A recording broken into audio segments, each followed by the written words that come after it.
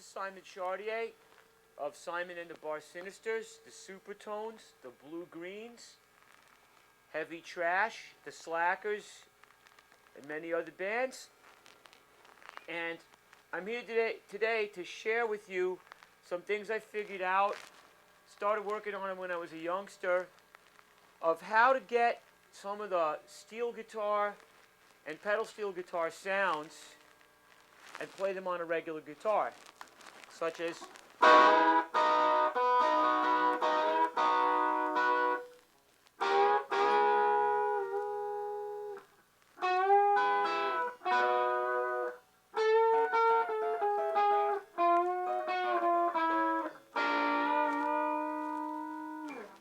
was listening to a lot of Bob Wills and the Texas Playboys, and I also was listening to Rockabilly records and Western swing records like that, and I wanted to try to get that sound for myself. So what I figured out is multiple string bends. Now, I'm doing this in the key of B right now because it's nice because you're right in the middle of the neck. You're not too low nor too high.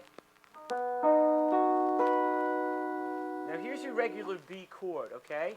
Here's the bar chord, the first form bar chord that we are familiar with.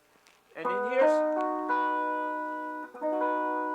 played on strings 4, 3, 2, and 1. Now what I do is I'm starting lower,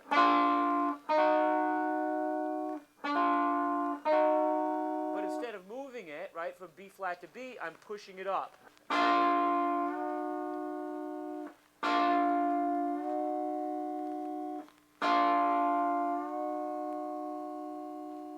If you look at it from the side, what I'm doing is this.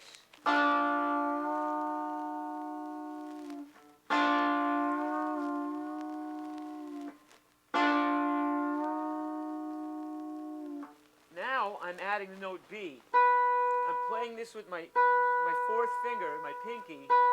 That note is not bent, okay? So we have B, then we have this other thing, and it's a half step lower. In music theory, it's called the chromatic lower neighbor of the B chord. Now I'm going to bend the two strings up and hold it.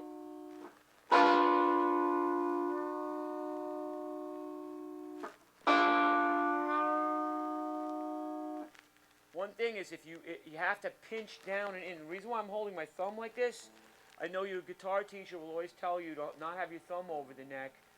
I mean, Jimi Hendrix is allowed to get away with it, but the rest of us shouldn't. But the reason why I'm doing this is that it's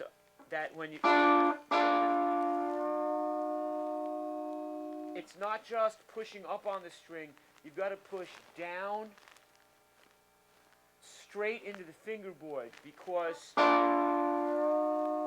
if you release your grip for even a second, you get a kind of buzzing or unmusical sound. So not only am I pushing, but I'm also going this way. I'm going this way and this way.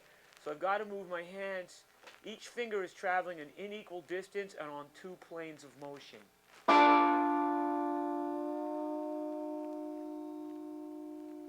See that? I'm going to do it again. Now, my pinky is playing this note. This note does not change. I don't bend this note, so it's two bent notes against one note that isn't bent.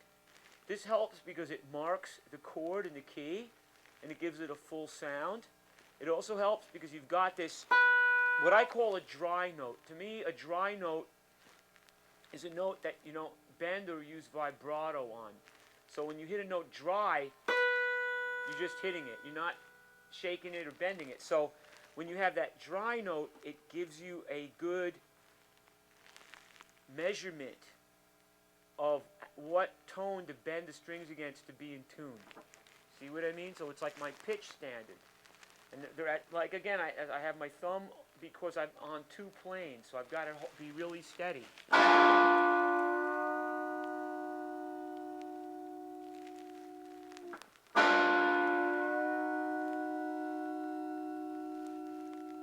Hold it as long as you can.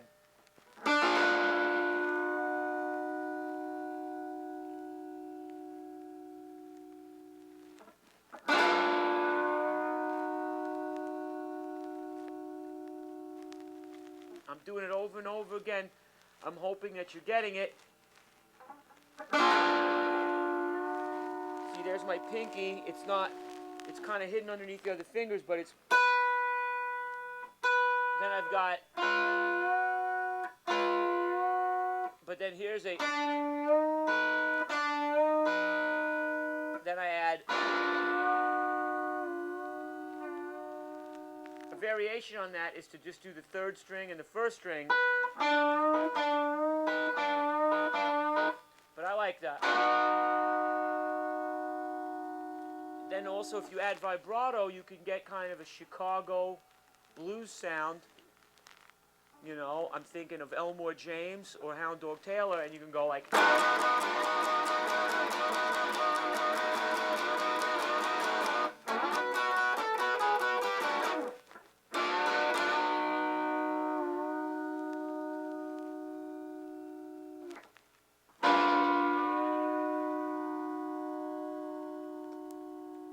So more about this, okay? I'm using very heavy strings on my guitar.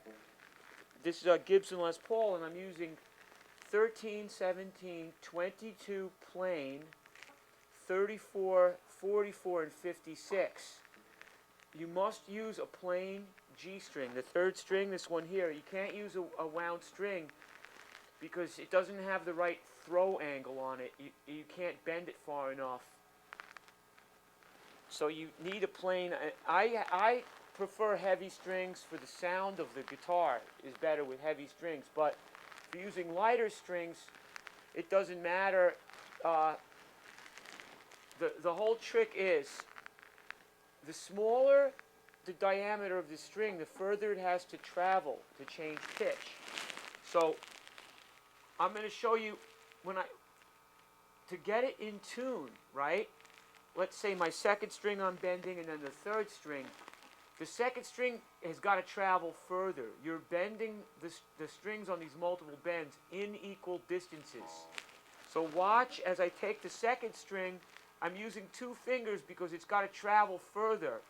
See, they're each going melodically up a half step, but when you bend them, the second string has got to get pushed further up. So... You see that? So you have to lead with whatever the skinniest string that you're pushing in my multiple bend string system. Always push the skinniest string up first. Always keep that in mind. I forget it sometimes myself and then I play out of tune. But one of the tricks to this is, okay, now you see how I'm bending it up? Try bending, the next thing you should do is have it already pushed up, and then release it. Here's another way to do it. Have the note already pushed up, and release it. When you're releasing it, try to go as slow as you can and then get it back in tune. It's very difficult to play. These aren't the easiest licks to do and do them in tune. But if you sit around and try it a bunch of times, before long you'll get it. When you let her go, let her all the way go. Let her just come down. Remember, she's a cable. She's going to hold down to the regular pitch.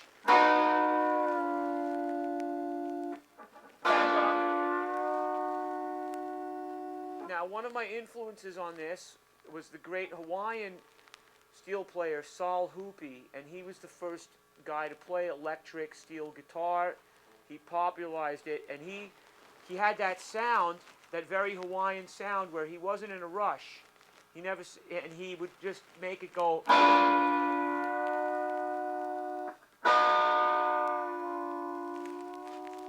So you want to make the bend slow. Now you can add vibrato.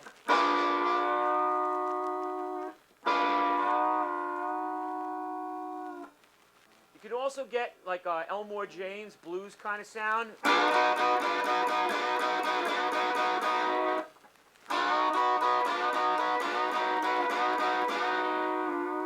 But remember always that in order to play in tune and not have it just sound like wild, reckless string bending, it's very important that always to take the second string, and the second string, it has a larger amount of excursion on it.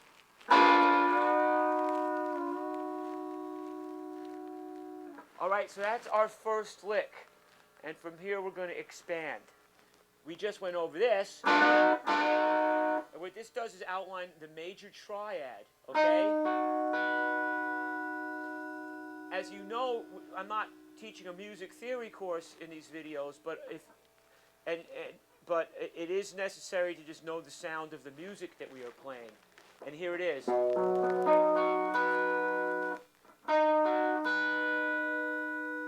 So always take your basic bar chords and then pick the notes out that you're using. So we have this. Now I'm going to show us how to use this position here and get a couple of extra sounds, okay? Now we have a seventh chord. A seventh chord sounds like this. Right? You may know it like this.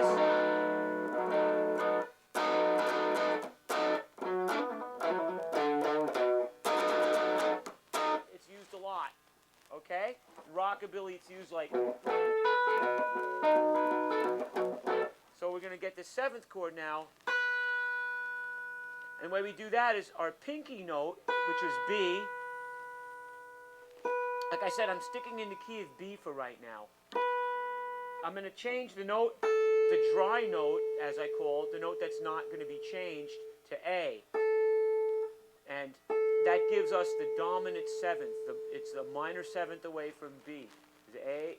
So if we're in the key of B, it's B, C sharp, D sharp, E, F sharp, G sharp, A.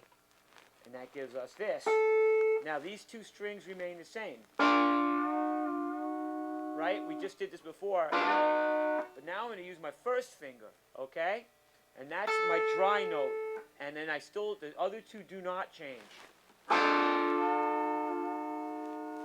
This is especially good to start with the bent note, which is something you should do anyhow.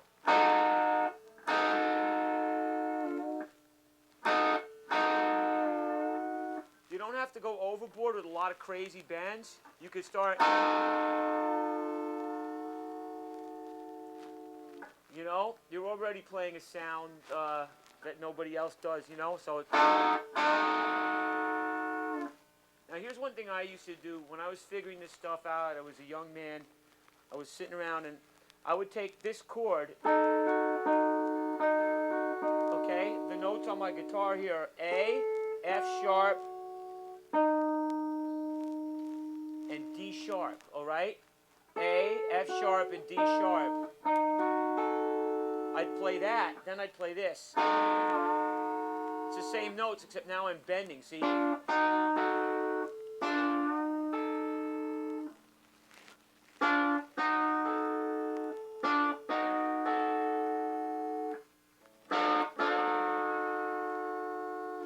What this is close voicing, where each note is a third away from the next note. So it's a...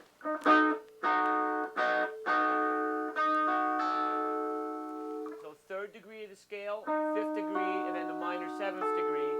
Now I'm going to bend it. Same thing. And then I would check it. Totally dry chord, but the same arrangement of notes as the one that I want to bend. Now I try to bend it. Focus all your energy. Whatever the thinnest string is, you'd think the fatter strings are harder to bend. But whatever the smallest string you're bending, that's where you really got to focus, because that string has to travel further.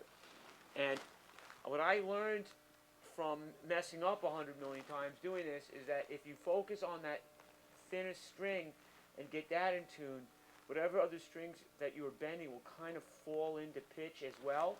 So that's how you can get control over your pitch and make sure that these things are done in tune. Remember, so this is this chord. See, remember?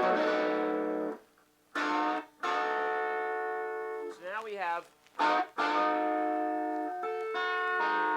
going to check it. I'll try to get it close tune as I can. Then dry, bend. watch. Also, there's a bunch of things you can do. If you hit the guitar with kind of a... Watch how I'm kind of hitting the strings. If I hit it kind of flat, digging in, it's got a punch, a lot of attack. I use a lot my fingers as well as the pick. And I got that from when I was a kid reading about Roy Buchanan and about James Burton. And they did that. And I started using my fingers as well as the pick to play. It's actually very efficient because you got the fingers already and they're hanging around, so you might as well put them to some work. So it's very efficient. But now watch, instead of playing like that, I'm going to make hooks out of them, little like hooks, and I'm going to kind of hook them. It gets a different sound. It's more...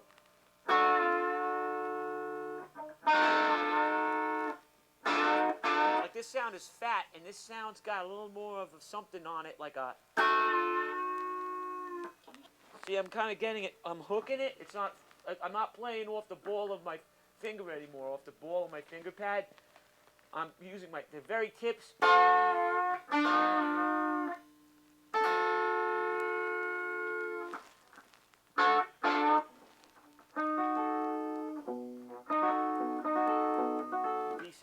B7 chord bent.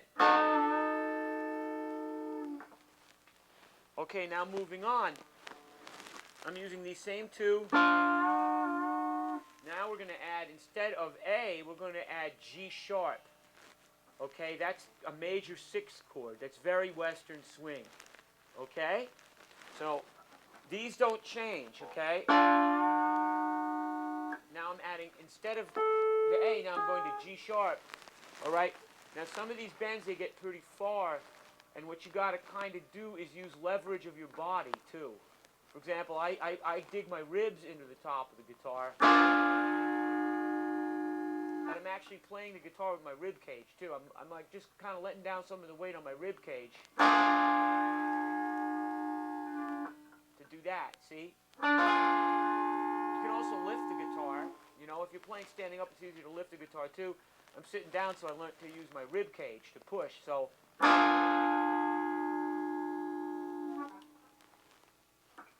I've never had sore ribs, even after a long recording session, but, see that? It's body English. It's going in between my ribs, so that I'm pushing down the guitar with my ribs, but not too hard, just a little bit to help it along. I want to also point something out. By this stage, my hand is spread out now, right? Because I'm going for this note. I can't hook my finger around like this anymore. The further apart my fingers are, the further back on the neck. I'm going to show you a backwards view of where I've got to be now to get this note cleanly. So see where my finger has to be now? I can't anymore play with the finger hooked. So you have to adjust your body English. It's a little bit like surfing or riding a skateboard, you know, where you got to use all the little distributions of your body weight in order to make the moves you want to make. This kind of guitar playing is very much like that because you've got all these little physical things you got to do with your body in order to make the note. See that? Now I am standing up. I don't know if you could see it on the camera, but I'll also explain to you that before I was digging my rib cage, now I'm just kind of picking the guitar up. I'm using the weight of the guitar against it.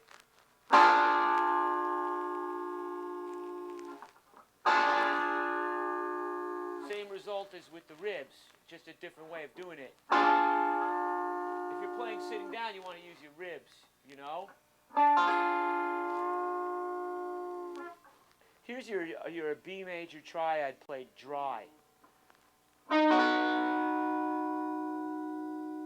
Now here's the same thing with the double bends. See that? Notice my thumb is over, okay? Because my fingers are close together. Now, here's B7th, okay? Just like in your, in your guitar chord instruction book where they have you play a right or. Now it's still close together, my fingers, therefore I can put the thumb over and use that to help kind of... It's very important too, the feeling. You got to put feeling into this. You can't just kind of bend the strings random. You got to think like you're hearing a train in the night. You're laying up there in bed and you hear a freight train a couple of miles away, that lonesome whistle. You've got to get some of that feeling in there, you know?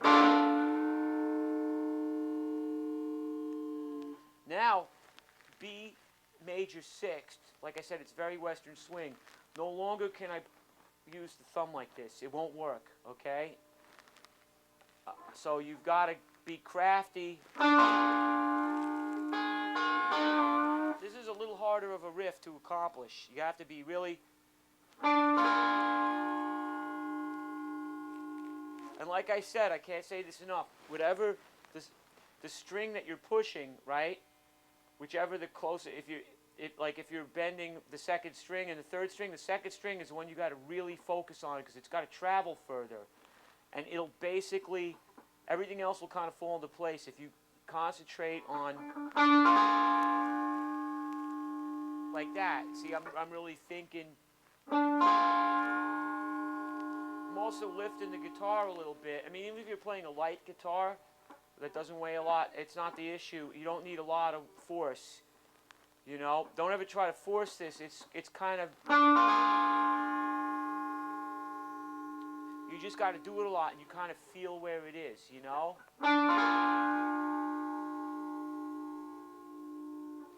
Okay, so now we have, so we can go like,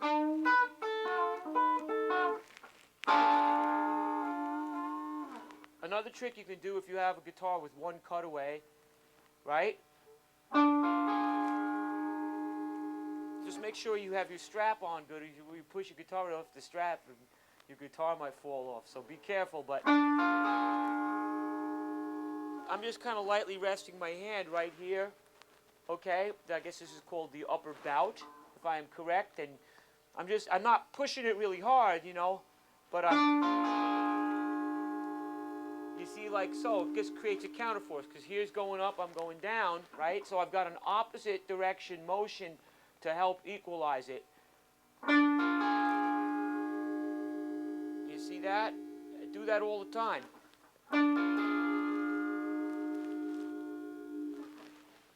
So there's that's a... Okay, now we're going to get into a different tonality. This is a more country and western sounding thing, more than blues or western swing. You'd be more likely to use it when you have major chords or it's a, you know, country and western type song. Now what this involves is a single bend combined with a hammer on, okay? I'm still working out a B major chord shape, see? What I'm going to do is I'm going to use every variation I can think of out of one given chord position before I change it. That's because I don't want to be all over the place. I want to try to be consistent so that we're going to milk everything out of one position before we move. We're going to try to get everything out. So here's some more stuff we can get out of that, okay?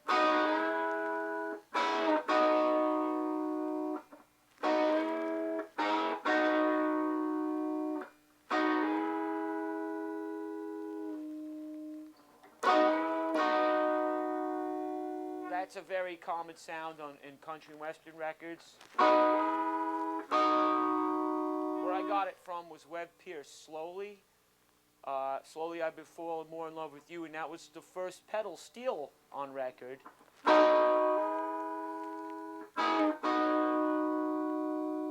And what I'm doing is it's a single bend, okay? Combined with a hammer on. Watch it a couple of times and then I'm going to lay it out for you, okay? Here we go.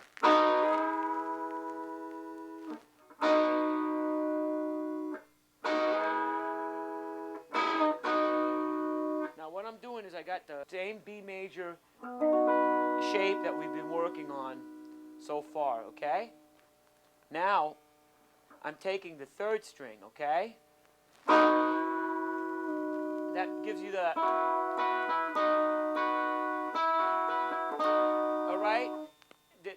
That's called a suspended fourth in music theory. It's a very familiar sound. It's used in classical. It's used in pop. I think of the Byrds, all the Byrds, all that the band from the '60s, and their songs like, right? So we're bending this. There it is, dry. Okay. This note is D sharp. All right, for those of us that like notes. And the rest of you just know it's part of this B chord, okay? I'm going to do it again. I'm going to do it again, hopefully a little better. I'm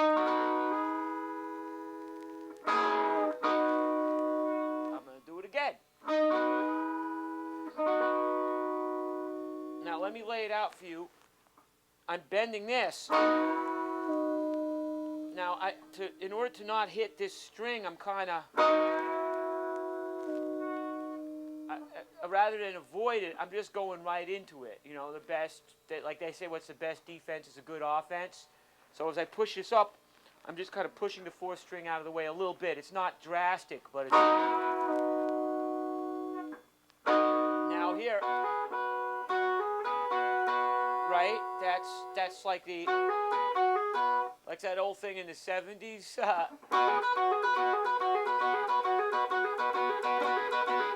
Right? So that's...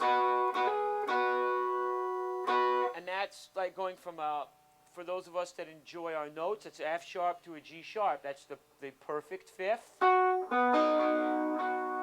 the major sixth. Now I'm going to combine the two, all right? Now, rhythmically, the bend should get onto true pitch at the same time the hammer on hits. Now, look at my fingers. I'm hook-fingered because I got to hook it. If I hit this guy, I'm going to mess him up. I got to stay out of his way. And if I hit this guy, it kind of kills all the fun because you don't have that nice ring. We call that in music theory a suspension. So this guy, it's got to be, I'm coming down square on the tip of my fingers, straight like perpendicular, straight down, just like the columns on the elevated subway, going straight down into the sidewalk, all right? So you're like this. I'm going to do it again, okay? Now our notes again, I'm bending D sharp up to E. And then I'm hammering F sharp up to G sharp, and the B here is dry. And it's really important to let it ring and hit it. It gives it more of that country and western sound that I'm trying to go for with this lick.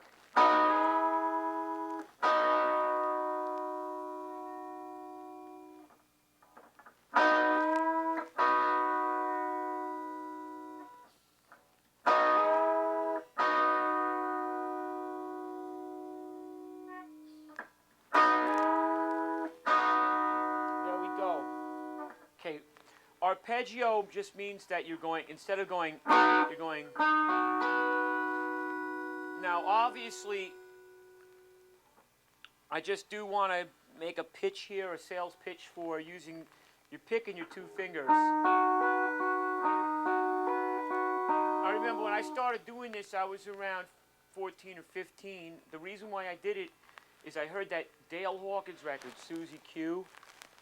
And it had James Burton on it, and the reason why I liked it is when he played on that record, I believe he was about 16. So I was like, wow, this guy was 16, he was a professional guitar player, and I was 15, so I was like, maybe I can be like him by next year.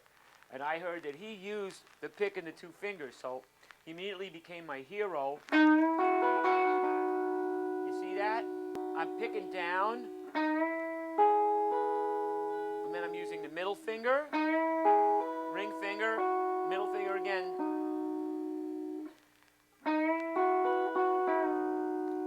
Now, some of you may already be playing this way, so I want to apologize. I don't want to bore you, but even if you do this play this way, you can use this for stuff like, all right, like you're like.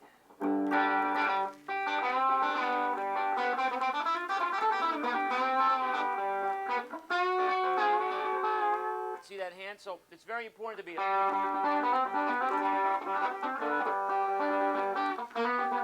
You can do all kinds of what they call rolls, but what rolls really are just arpeggios.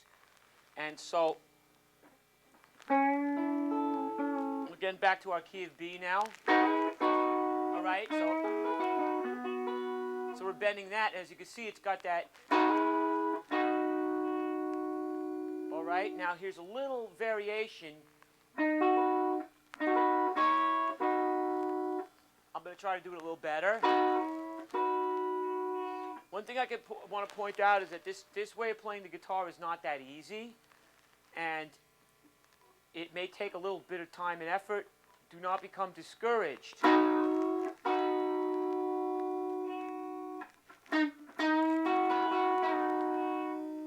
Personally, it's well worth the effort. One day you will be rich if you learn how to do this.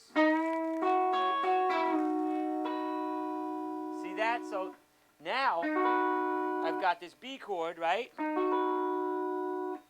And but now instead of taking the second string and making that F sharp into a G sharp, now I'm going from B to C sharp. So I'm on the first string and I'm going from the 7th fret up to your 9th fret, and I'm hammering that on. So now the dry note that isn't being changed is going to be on your second strings. This remains unchanged. I'm still bending the 3rd string. All right, so like.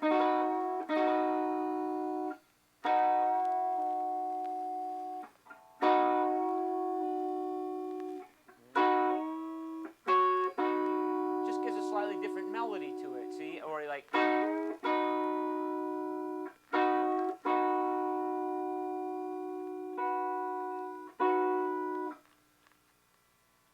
Okay, now we're going to move up a little bit. We're moving up to this form. And what that is it's what my guitar teacher, Chuck Wayne, explained to me is called closed voicing. And it's not the usual system we have on the guitar of like this. Then you go here, and then here. What this does is it's like a piano. Every note, in other words, goes up strictly in the order of the alphabet. So therefore we're going to have F sharp and then A and then B, okay, for this B7 chord. But when you do the closed voicings, you're usually spreading out, because now your B note hasn't changed, okay, but we're playing it like this. It's a little bit of a stretch, but it's not too bad. But now we're going to bend it, okay? And this, you really got to lean into this puppy, I'm telling you. It takes some. Like I said, our melodic notes are F sharp, A, and B. Now, I strongly suggest, as you know, this is not a course in music theory, but I strongly suggest that you learn the names of all the notes on the neck of your guitar. This will really help you learn anything, not just what I have to show you. Even if you just know where these notes are and can find them on any string, it's going to really help out.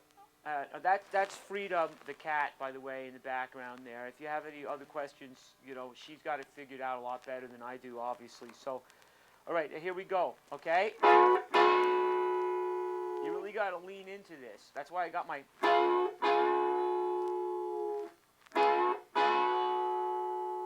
Well, see, it's a nice sound. I like this sound a lot.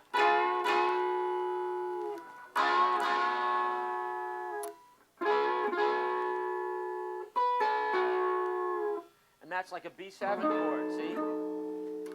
And once again, our dry note is B. This note's not bent. This note's going. Right? This.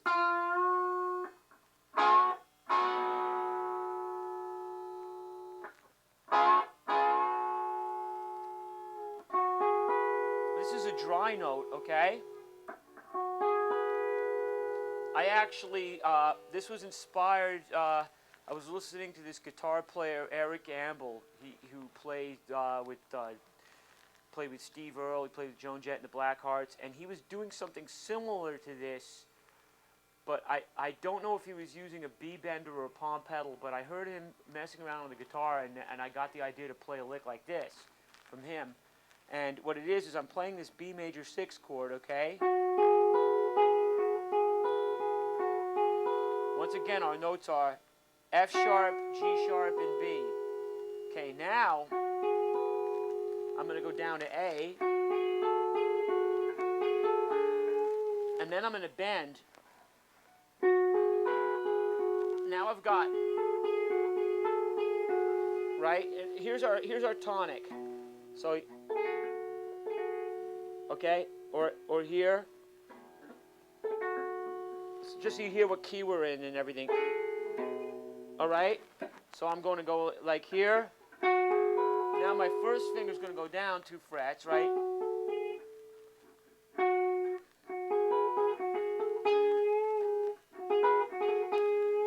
The longer you can hold on to them.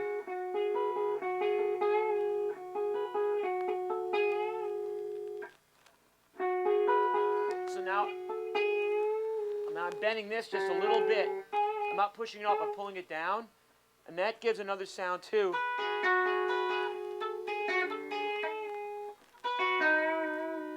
Don't try that one on stage till you're good and warmed up. You know? Never play past what you know your limit is at the moment. Find something inside of that to play, and then you'll always be in the pocket.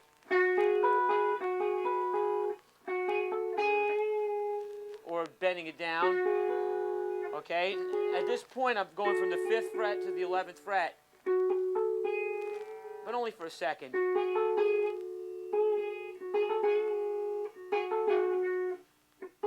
Now if I bend this, it's going to mute this note out. So this note doesn't last very long. See that?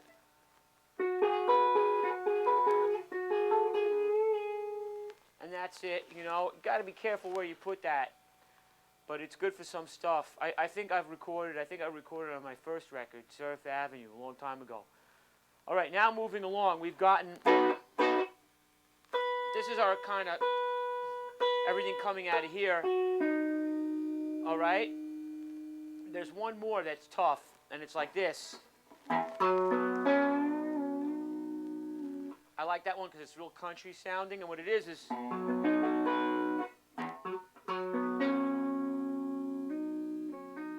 so and that's going to be F sharp, B naturally, and then C sharp, right? Now I got to lean way back and bend that up. Now you got to lean back because you got to get the guitar kind of riding up on your stomach.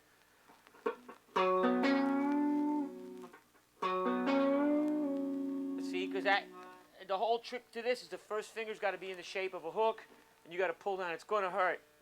It's going to hurt. Sorry, but so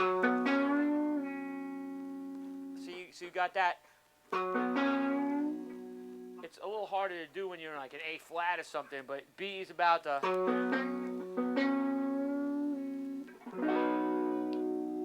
Now we're going to move up. Those are all the licks I know they're out of this chord form, see? Now we're going to move up a little up the neck, okay? And the next lick that I'm doing, it's back to the western swing country kind of sound. It's going to sound like this.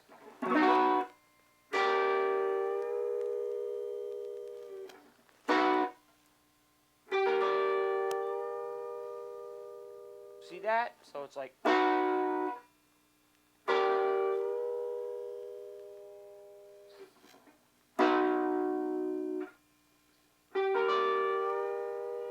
Now what I'm doing,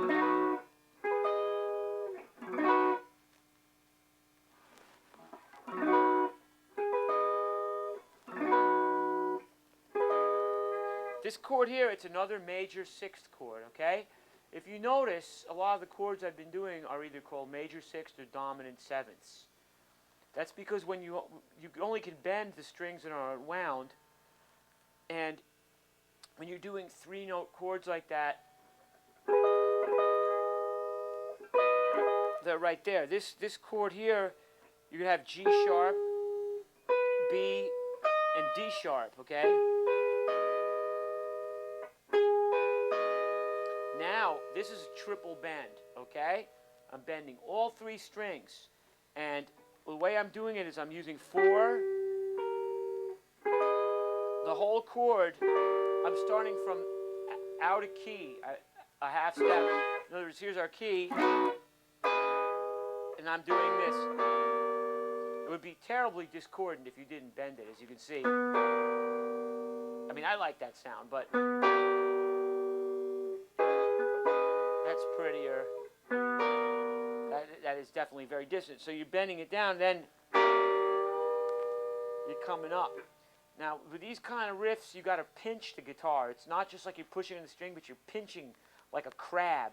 If you've ever gotten bitten by a crab, you know what I'm talking about. You have to kind of pinch down into the neck, so you're like, as well as pushing the string up. So I'm starting. The intervals would be 6, 1, and major third. So major 6th, root, major third. But I'm taking the entire chord, I'm starting from half step and bending up. See that? And that's the reason why it's effective is it's like you're sliding into it from a half step below. This is a dissonant chord and it resolves to a nice consonant major 6 chord. So it's like, and I got this directly from an old Bob Wills and the Texas Playboy record, you know, where he was like, "Ah, rad!"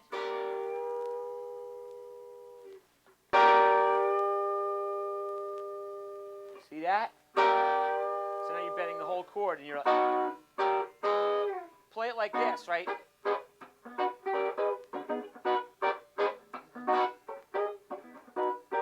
Then you go.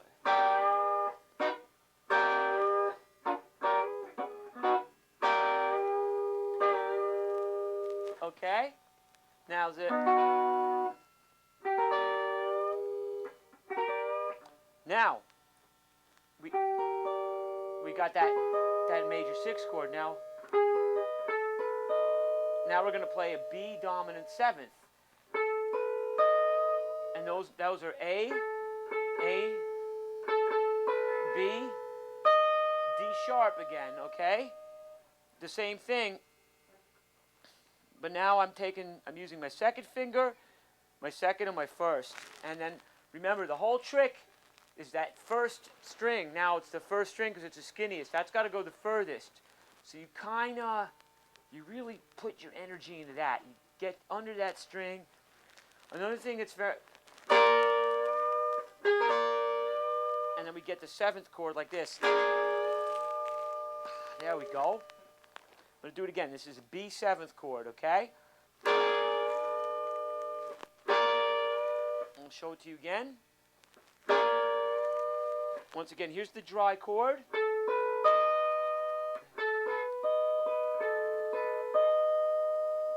See, these are what you call closed voicing. In other words, people that play the piano, they're taught to play. They can play all the notes close together in a cluster like this. And you can do it on the guitar, but you can usually only do it on 3 or 4 strings. But now we're going to bend it, okay?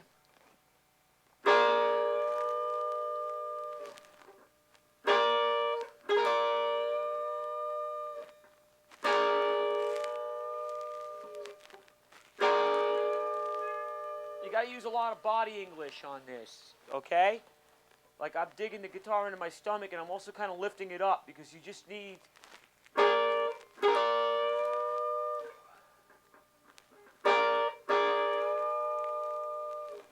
Okay, so those are the 2 licks I could do in that position. Alright? Now, in this case, our top melody note, right, is D sharp. Now watch this. Here's... My next thing I'm going to show you are the Hawaiian 6ths, because as you know, you listen to a lot of those old records and they'll be like,